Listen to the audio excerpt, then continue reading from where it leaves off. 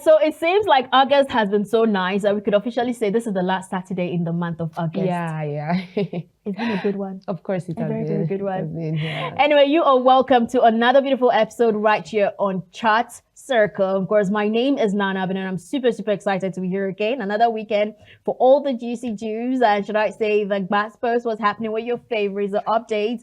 And joining me today again in our studio is Treasure. I love it when you call me like that. How are you doing? I'm good. How about you? I'm super good. You good? Yeah.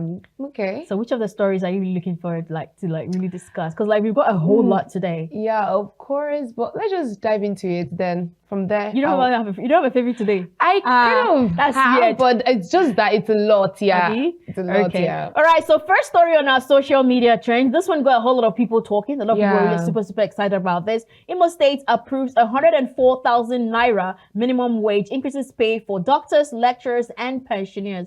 So shout out to the governor. Let me put it on behalf of a lot of people. Governor Hope Uzodinma has approved a new minimum wage of 104,000 for civil servants in Imo State. Under the revised wage structure, doctors will now earn an entry salary of 513,000 naira, while lecturers' entry point has been set as 222,000 naira. Now, in addition, the state government has commenced payment of the tax batch of gratuities to senior citizens and pensioners, which already started on Thursday. Yeah. Like, I saw this and I know I was reading people's comments. Some people were like, after all, we are still under you know, some people will appreciate, exactly, and some will, but already the government already approved of 77,000. Now, if Imo State is approving that for their really people, tried. They tried now. Let's give a shout out. Of course, exactly. Yes. I mean, this is a bold and timely step. That's more than 100,000. Yes, and also by increasing the pay of both the lecturers and the doctors, it shows that they're actually investing in sectors that help to shape education and also health. I mean, these are the two pillars of development, right? So I love what they're doing, and it's also a way of showing that, okay, they're going to, it's a way of restoring the dignity of those who put in their best years in service. So it's a good one. But for me, I would just say that they should just try to maintain this great impact they're bringing in. They should try to maintain it. For me, I felt like, okay, first of all, let's take a look at their living, their livelihood or their living, and then the thing, how much things are in Imo State, including food stuff and everything. Let's bring it down to Uyo. Yes. Uyo, we know, yes, things are really expensive. Yeah, things are really expensive. There's an amount of money that you can actually have in Uyo. You can really prepare some certain meal for a number of, number of days, or should I say weeks in your home, you get me? So let's look at their livelihood. Is the money okay? Can you actually take care of at least let's say a family of 5? And then the husband is earning something around 500 or 600 and something thousand. Maybe he's a doctor and it's around 500 and something thousand naira. You understand? And then the wife, maybe she's a civil servant or maybe a lecturer. She's earning around. The question is, can that be able to take care of the home? It may not actually be enough, right? It may not be enough, but then at the end of the day, the government have really tried. Exactly. For that one, I give it to them. I think that's a plus. That's a plus. So shout out to them and the rest of you. Are you saying? Of course, saying? And please, people should stop being unappreciative. It's not good. Well, it will be good. I think we are going to be good. So moving on to the next one, DNA shocks. Now, experts urge fathers not to abandon children amid rising paternity fraud cases in Nigeria. So mental health professionals in Nigeria have cautioned fathers against rejecting children when DNA test results reveals that they are not the biological parents. Now, the advice actually follows Smart DNA Nigeria 2025 annual report, which showed that 25% of men tested between July 2024 and June 2025 were not the biological fathers of the children in question, most commonly firstborns. Now, while acknowledging the emotional toll of paternity fraud, experts stress that children should not suffer rejection or neglect due to disputes, warning that such actions could cause lasting psychological harm. Now, they also emphasize that children deserve consistent love, care, and stability regardless of biological ties. So I saw this, I saw on X, there was a guy who was also talking about the fact that his mom is no more. And the father was like, why is my son acting like this? Like, he looks different, like he's acting different. So the father decided he's too stubborn for his liking. So he felt like, okay, fine, you know what? I'm going to do a DNA to ensure that you're actually my child. And when he did it, he realized that the boy was not even his. You understand? Now, the man is acting a little bit different. Now, the boy on the other part is hurt. He's like mad at his mom, his late mom. He feels like, yo, you could have been around to stop this. Like, you understand? Like, I don't know. Yeah. I mean, for me, I feel like parental, should I say this, should I call it, what should I call it? Parental fraud, right? I'm correct. Yeah, that's... Paternity fraud. Oh, yeah, paternity fraud. Paternity fraud is kind of very painful. Let's not forget that fact. It's very, very painful. Yes. But then we should not forget that those children are innocent. Like, they're so innocent. At the end of the day, these children did not choose the circumstances of their birth.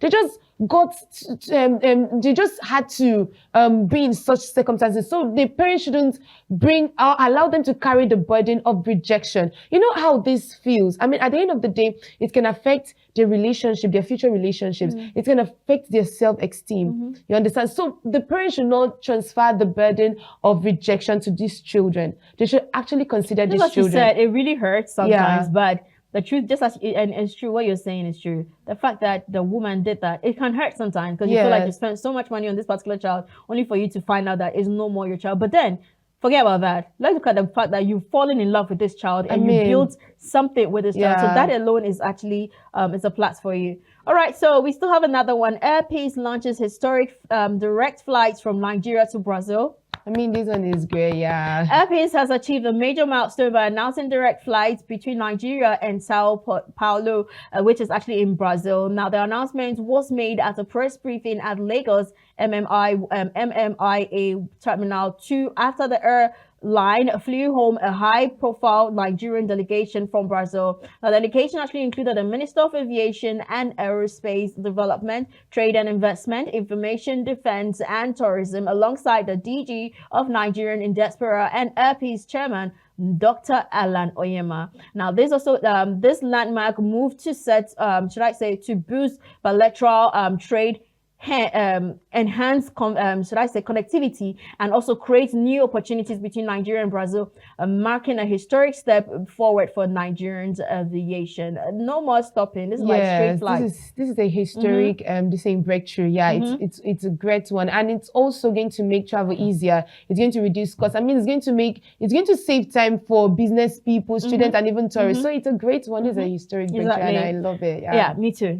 I'm also happy for them. Like, it's a good one with all the aviation wahala that's been going on. At least there's one that is you get me. Anambra government bans lavish graduation parties in schools. Now, the Anambra State Government has officially banned that it described as flamboyant, glamorous, and unnecessary graduation ceremonies in schools. Now, Commissioner for Education, Professor Ngozi, how do you pronounce it? Is it Shumauda?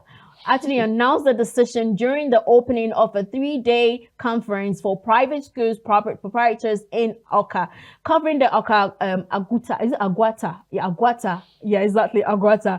Now, according to her, the move aims to protect parents from financial extortion, often associated with such graduation parties. As she said, with such graduation parties. So I saw this and I was like, okay.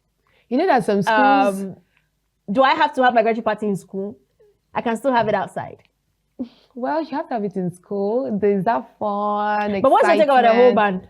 What did you say? What's your take on the whole band? Well, for me, I feel like some schools use graduation as a platform to extort, or they use it as a platform for exploitation. Wait, graduation party, right? Is it the school supposed to do your graduation party or what? Or you?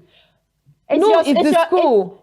We have school graduation party. Yes. That is normal. Yeah. And then we have you the student graduation. But I never paid. Like, what do I pay for graduation party for? You pay. You contribute. Yes, you contribute money. That's you and your friend. You and your friends contributing. No. You and your classmates. There's what we call general gifts. They are gifts that's like for everyone. There's also you have to contribute money for the food that is going to be given to everyone and all those kind of stuff. Okay, I can't relate to that part because I don't think maybe I didn't go to school there. No.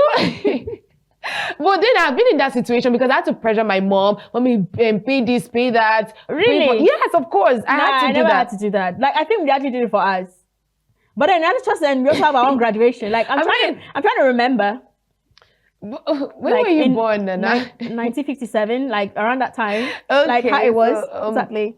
Well, well, I had to pressure my mom to actually pay for all those stuffs, right? So that I will also feel happy. You get that kind of stuff. When I come to the ceremony, I will not feel sidelined. Well, you understand what I'm well, at this moment, I think I can actually support her what she's saying because I can't really relate. But then schools use it I never got to that situation. Schools use it for exploitation, yeah. So yeah, I never got to that. Maybe it is now that is happening because I know that like from where I come from or that it wasn't really like we're not really persuaded to do that. At that time, so it was not that bad. It was not that bad. Nah. Like it was just. I think the economy is making people do things they're not supposed to be doing. Yeah, it's I get. Yeah. But anyway. So moving on to the next story, lady responds after man sues her for collecting transport fare without visiting. So a Nigerian lady has spoken out after a viral courtroom case where a man in Manuel sued her for failing to visit him despite sending her 50,000 naira as transport fare. Now, she also explained that Emmanuel, whom she only knew online, insisted to travel from Asaba to Abuja to meet him,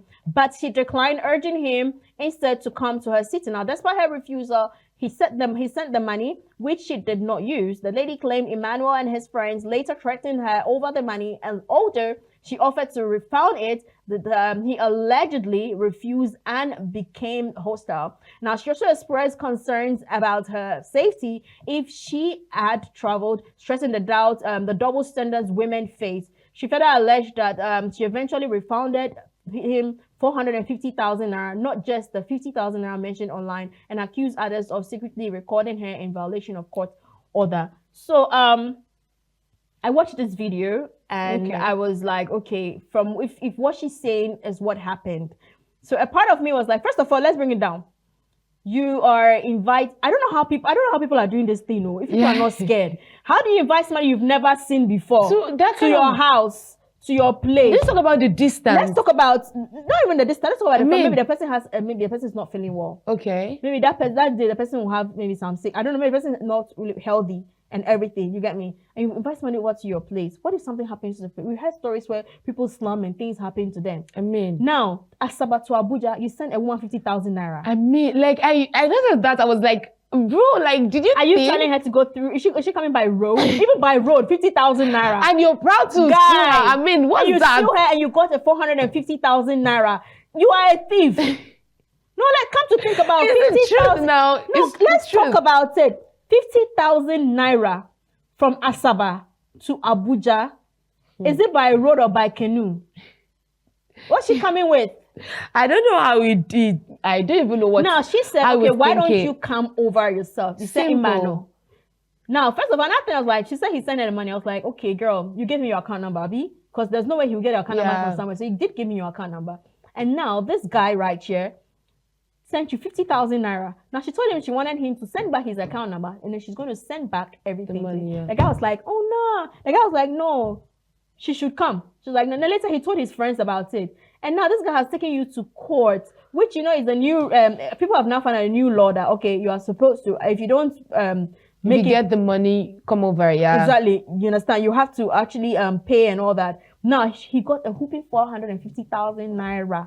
But the guy should also understand that financial support, because I call it financial support, it shouldn't guarantee compliance. You don't expect to just come on 50,000 naira to a lady and then you expect her to comply to what you're saying. I understand that. I understand with the 50,000, was it that, okay, fine.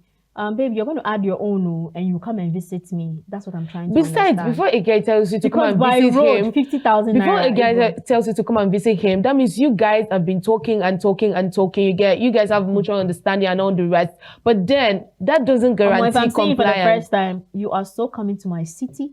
I am so meeting you. Just imagine the distance. I mean, what if something happens? Not even flight though. You 50,000 naira. You get to court, and then she also paid. Hey, if you like say I will tell man, I'll start inviting you. If you don't come, I'll just go to you. Seriously, yeah. Exactly. All right, so another one here we have 90% of Nigerian men cheat. Actress Bimbo Akintola claims infidelity is, should I say, culturally, how do I put it?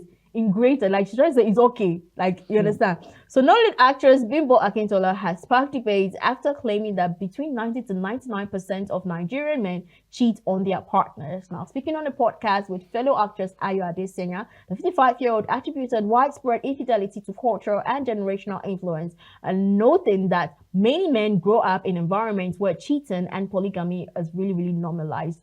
Now, she also explained that boys often learn such behaviors from their fathers, making infidelity difficult to expect in relationships. While stressing she was not excusing the behavior described as a deeply rooted reality and Nigerian society, on and on and on. But what is your take on that? Like, well, for me, the statement is controversial because of the high figure she mentioned.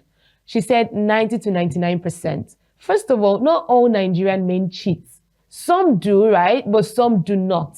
So she shouldn't say 90 to 99% cheat. I mean, that's somehow. I think she's coming from the angle of majority. No, and trying to make it look like people put the statement right. Normal. Majority of men cheat, not 90 to 90% of men cheat. That's just 1% do not cheat. Why are you taking it personal? I'm taking it personal because first of all, I know that when I was when I was younger, because I'm not saying that I'm older now, but then let me just look at. I used to believe that because of some of the things that we see on socials and the rest, I used to believe that, okay, men are cheats and all the rest, you get that kind of stuff. But then I come to realize... When you were younger, you were believing men were cheats. No, yeah, because of the kind of things I heard. Because of the things I saw on socials. You know why I'm looking at you?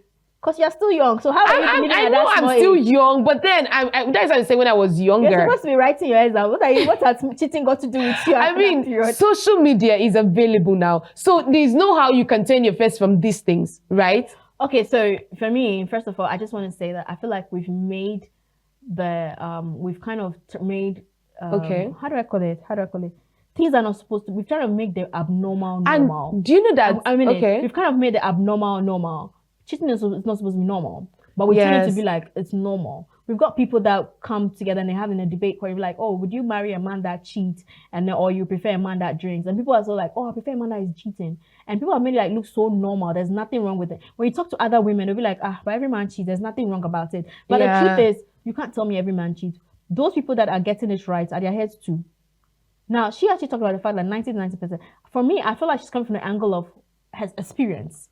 Like majority of men in culturally, they should have polygamy. Made if you look at African setting, polygamy, a lot of people come from polygamous home. We have men that marry more than 2 wives, more than 1 wife, and it's very normal in the African setting. There's absolutely nothing wrong about it. They'll tell you that I'm a man, I can do what I want to do. So for me, I feel like she's coming from that angle.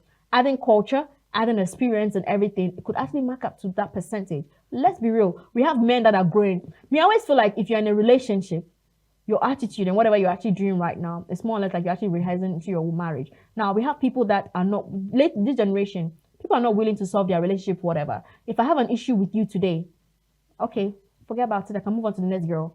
People are not ready to sit down. And the question is, when you get married, are you willing to sit down to solve your issues or whatever is going on in your marriage? Or you take another woman and everything. Now, she's talking about the fact that young guys are learning from their environment, foundation. You asked a question. There was the one guy who actually asked me a question when he was like, would you have a problem if I should go for another wife, a second and a third wife? And I was like, no. And I feel that's life. If you're not comfortable, you just walk away from it.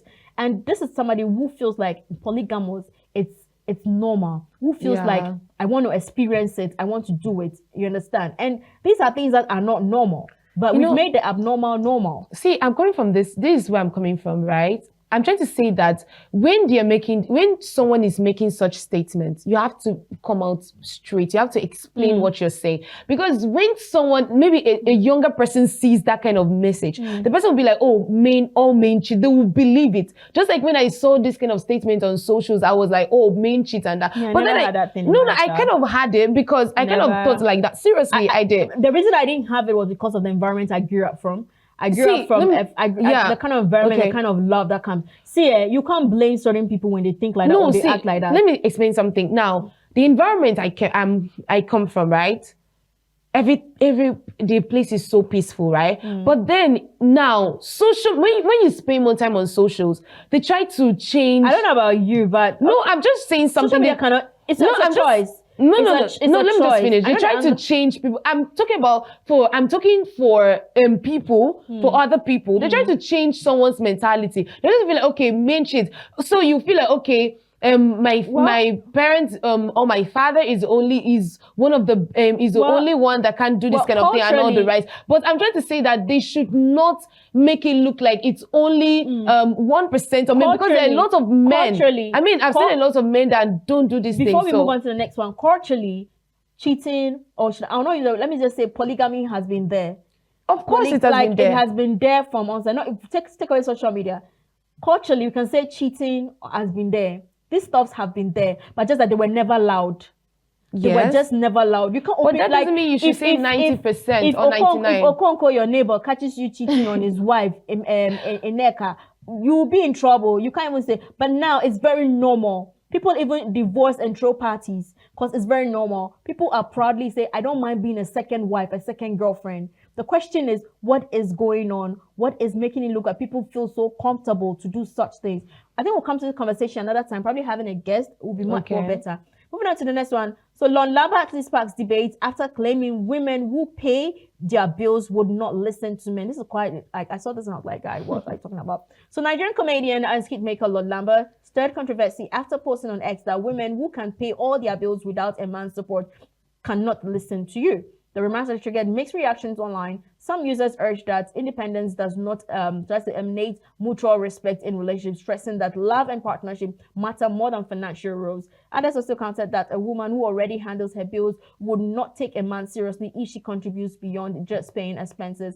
So the post actually seems fueled a whole lot of wider, a lot of people actually sharing their view and everything. Now, look, I saw this and I was like, are you trying to tell me that the women that are in relationships that are listening, they are actually broke or what? This is kind of statement that can make people feel like, okay, maybe a woman in my life shouldn't work, she should just be a housewife. This kind of statement can cause that. You understand? So I feel like any woman that loves you genuinely wouldn't do this. Okay, so if I should understand what he's trying to say now. Okay. People open the Bible and they read and they understand something different about it. Yeah. Everybody have their own understanding when it comes to the Bible. People can say a wife must be submissive. And when you ask that statement, a lot of people will give their own view. You have to listen to me, you have to blah, blah, blah, yada, yada, yada, yada, you understand? Now, if I look at what he's trying to say, gone are the days where, not that women are still submissive. A lot of, I'm not going to say a lot because I'm not in everybody's mind, but a lot of women are still submissive. But gone are the days where women decide, I want to be home and let my husband go and work. My husband can talk to me this way and I don't need to give my view on what I think about the upbringing of the home. Gone are the days where women keep quiet and say, yes, sir, or you wait and then there's nothing wrong about it. It's not, there's nothing wrong. You understand? But now, a lot of women have come out and they are talking. They're opening their mouth. They are going. A woman can still be in her monthly whatever, and then she still goes to work, fighting for that position to be the head in an HR. Yeah. A woman can still have babies and still go to work and still do. A woman can be in a house and say, okay, babe, this is what I think. Oh, she's giving her opinion on everything, but she will still respect you. First of all, I always say, what kind of women do you even attract? I don't know if maybe he's talking from experience or maybe the few ladies he has met, but women are making money and are believing in teamwork. We're building our homes together. A lot of women don't keep quiet these days. But at the end of the day, we still have those who respect you and they still give their opinion on things. And then no matter what, the home's still built up. Of course, there are a lot of men like that. And sometimes I feel like a lot of men are scared when a woman is winning. They feel like, okay, you will not respect me. That's it. Yeah, they feel like, oh, you're not going to give me full respect. You're not going to be submissive. There was a time on radio I asked the question. I was like, would you prefer a woman that cannot cook, but she can actually support you financially, do everything? I was like, oh, I prefer a woman who can cook. Oh, I don't want a woman. If a woman is financial, she will actually start insulting me and she'll start acting. I was like, wow. Not all women are the same. Wow, the economy. Wow. But anyway, that's his own opinion. At the end of the day, moving on, we have another one. Lady heartbroken as parents' attitude changes after learning her older cousin is getting married. So a young Nigerian lady has shared her emotional struggles after her parents' behavior towards her changed, often discovering that her elder cousin, just 4 years older, is preparing to get married. Now, she also revealed that the shift in the home's atmosphere left her feeling pressured and hurt. And although she initially tried to hide her pain, she eventually broke down in tears. So I saw this and I was like, sometimes I've always like shout outs to some of us, our families. Yeah. Shout outs to the homes that some of us are, but it's pretty sad. You don't need to put pressure on someone. You don't need to put pressure on your child just because the other one is getting married or something. Just allow the person. This is why some people go into any kind of relationship. They just want, okay, let me just go into this relationship, or they just keep quiet because whenever they're abused, they'll just keep quiet. Oh, so that I'll get married at the end of the day, so that I will not be, so that someone will not laugh at me or something. You get that kind of stuff. That is why some women go into this relationship. So I don't think they should always put pressure on people. Yeah, that's too much. I can imagine the mental breakdown because, like, because you're not yet even leaving your house. So you wake up in the morning, your mom is looking at your face like, you know, we'll go marry. Then your daddy also leave this house. Your daddy also leave this house. You are still chopping our food. You know, even chop it with style. You're still eating. And she'll just go and she'll just enter any kind of relation. In any relationship, she'll just even if she's drinking water. This water you're drinking is not your husband's cup. It's gonna be so frustrating. All right, thank you so much, Saga, for coming. I really appreciate. I had a good time with you. Same here. Happy New Month in advance. Coming up next on our main segment, we've got chat rights activist. She's actually going to be joining us, and I can't wait for this conversation. We'll be right back. Don't go anywhere.